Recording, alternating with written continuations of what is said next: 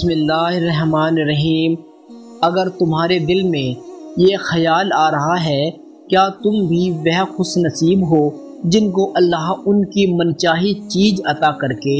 ان پر معجزات کے در کھولنے والا ہے، اور اگر تم کسی معجزے کے انتظار میں ہو تو یاد رکھو اللہ اپنے بندے کو اس کی پسندیدہ چیز سے نوازنا چاہتا ہے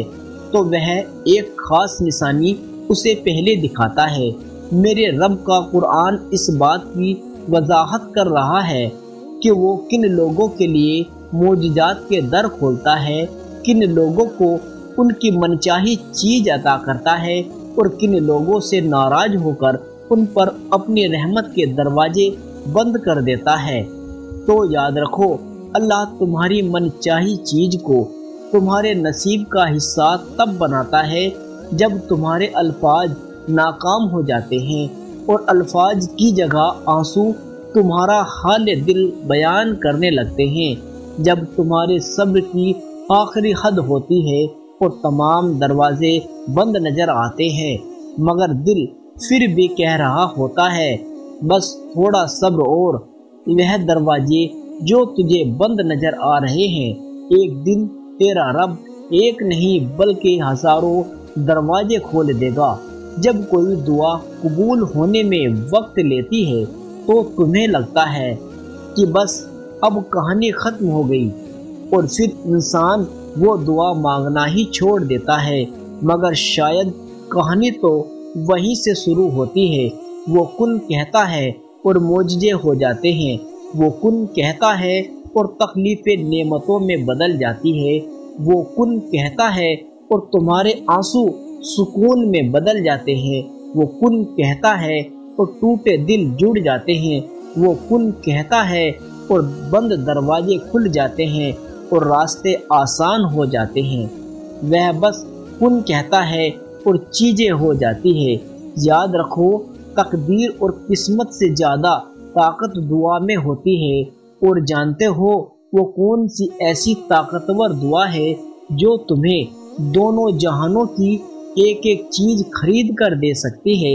وہ ہے اللہ سے ہدایت کی دعا۔ اس دعا میں اتنی طاقت ہے کہ اللہ کہتا ہے کہ جب میرا بندہ میرے پاس ہدایت کی دعا لے کر آتا ہے تو مجھے اس پر اس قدر پیار آتا ہے کہ میں اس کی پسندیدہ دعا پر کن فرما دیتا ہوں اور اس کی دنیا اور آخرت دونوں سنوار کر رکھ دیتا ہوں۔ اگر تم اللہ سے اپنی منچاہی چیز پانا چاہتے ہو تو یاد رکھو جب بندہ اپنے رب کے ساتھ مخلصانہ تعلق رکھتا ہے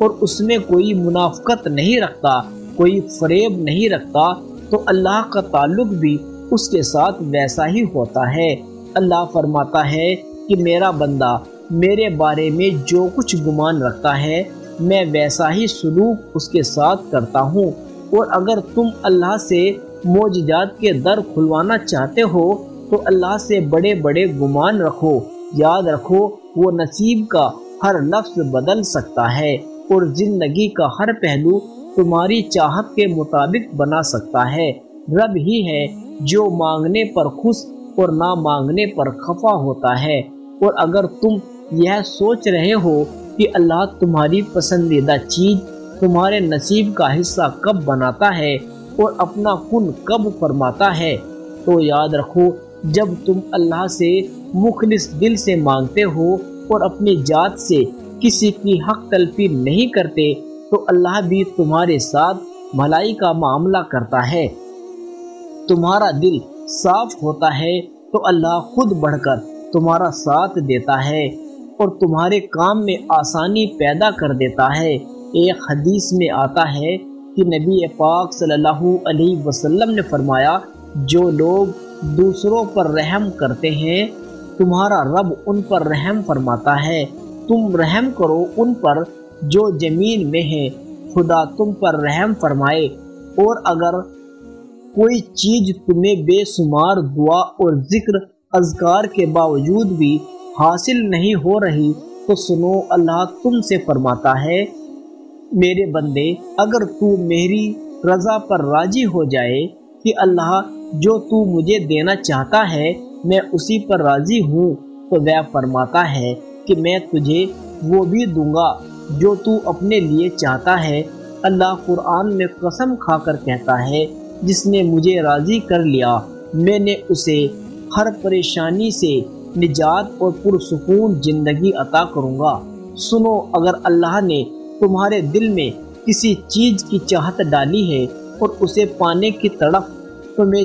تہجد تک لے آئی ہے، تو دیکھو تمہاری دعائیں سنی جا چکی ہے، تمہارے صبر کا صلہ لکھا جا چکا ہے۔ اب تمہیں تمہارے یقین کے معجزے دکھائے جائیں گے تاکہ تم جان سکو کہ مخلص دل اختتام میں ہمیشہ جیت جاتا ہے اور تقدیر اللہ کے ایک اشارے پر بدل جایا کرتی ہے، کیونکہ اللہ کی محبت اتنی خاص ہوتی ہے۔ اگر انسان جا نماز پر صرف سر جھکا کر بیٹھا رہے، کچھ بھی نہ بولے، تب بھی وہ کچھ لمحے بعد ایسا سکون بندے کے دل میں اتار دیتا ہے کہ لگتا ہے جیسے اس رب نے پریشان دل کو یہ سمجھا دیا ہو کہ میرے بندے نا امید نہ ہو، میں ہوں نا، سب ٹھیک کر دوں گا۔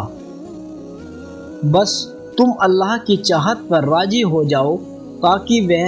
تمہیں تمہاری چاہت سے بھی زیادہ نواز دے،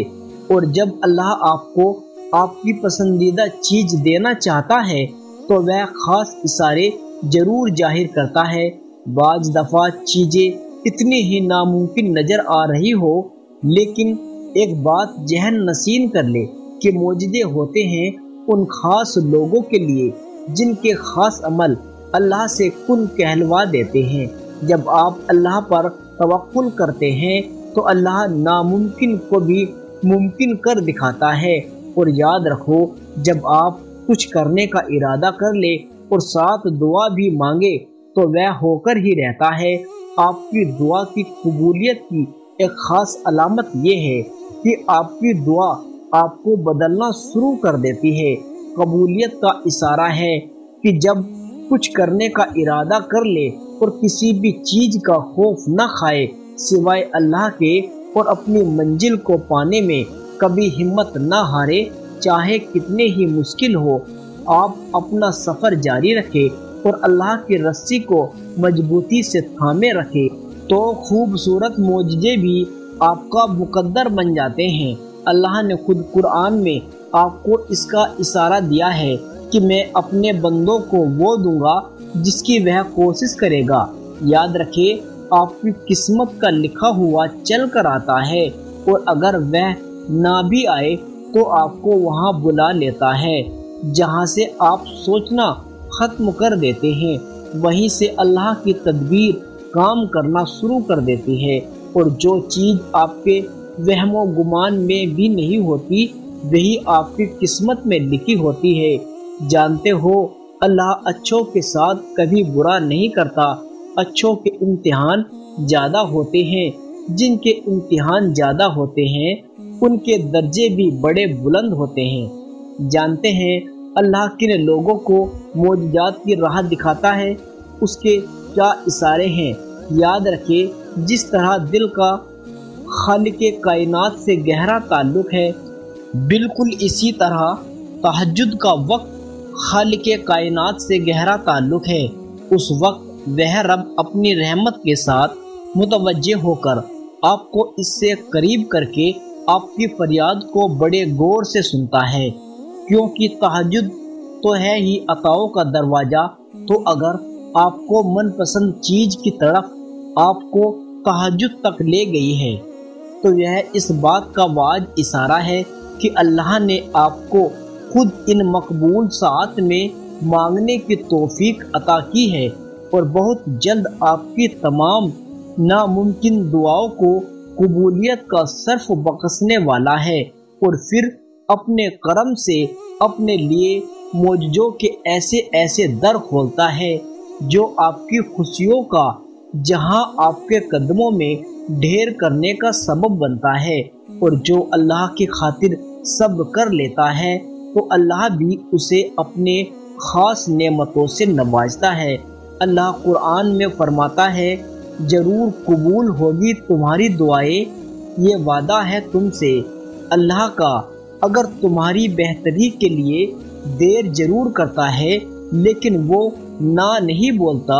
آپ کی دعاؤں کو نہ اپنے وعدوں کو، وہ بے شک اپنے وعدوں کا بڑا سچا ہے۔ ان کی تمام خواہشیں پوری کرتا ہے جو وہ چاہتے ہیں۔ کوئی بھی کہانی جو تہجد تک پہنچ جاتی ہے پھر وہ ادھوری نہیں رہتی۔ تہجد میں بہنے والا ہر آنسو اللہ سے کن کہلوانے کی سفارش کرتا ہے، اور تہجد کی نمازیں ہی معجزوں کا ذریعہ ہے۔ اور یہ جان رکھے کہ جو آپ کے نصیب میں بہتر ہے وہ آپ کو آپ کی تہجد کی دعاؤں کی وجہ سے بہت جلد حاصل ہو جائے گا، جس کا آپ کو انتظار ہے، جس کے لیے آپ روتے ہیں، جس کے لیے آپ راتوں کو اٹھ اٹھ کر دعائیں مانگتے ہیں۔ اور یہ یاد رکھے آپ دعاؤں تک خود نہیں پہنچتے بلکہ آپ کو دعاؤں تک لایا جاتا ہے، اور آپ کے ہاتھوں کو دعا میں اٹھنا اس بات کی نشانی ہے کہ اللہ آپ کو نوازنا چاہتا ہے۔ جو اپنے آپ کو اللہ کے سپرد کر کے اللہ کے ہو جاتے ہیں تو اللہ انہیں اپنے سوا سب سے بے نیاز کر دیتا ہے، پھر وہ کسی کے محتاج نہیں رہتے، وہ بس اللہ کے در کے غلام ہو جاتے ہیں۔ وہ صبر کرنا سیکھ لیتے ہیں، اللہ کی رضا میں راضی رہتے ہیں، اور اللہ کی مدد ان کے لیے وہاں سے آتی ہے جہاں سے کسی کے گمان میں نہیں ہوتا، پھر ان کے لیے اللہ راستہ خود بناتا ہے۔ اور یہ بات یاد رکھے صبر انسان کو تب آتا ہے جب وہ اللہ پر بے پناہ یقین رکھتا ہے۔ اور سوچو جس شخص نے اللہ کے ہر فیصلے پر سر جھکانا سیکھ لیا ہو اور صبر کر لیا ہو، پھر دنیا کی کون سی چیز اسے توڑ سکتی ہے؟ اس لیے ہمیں اپنی زندگی اسی رب کے حوالے کر دینی چاہیے جس کا پہلے ہی ہماری سانسوں اور لمحوں پر اختیار ہے، تب ہی ہم دنیا اور آخرت میں ایک پرسکون زندگی گزارنے کے قابل ہو سکیں گے۔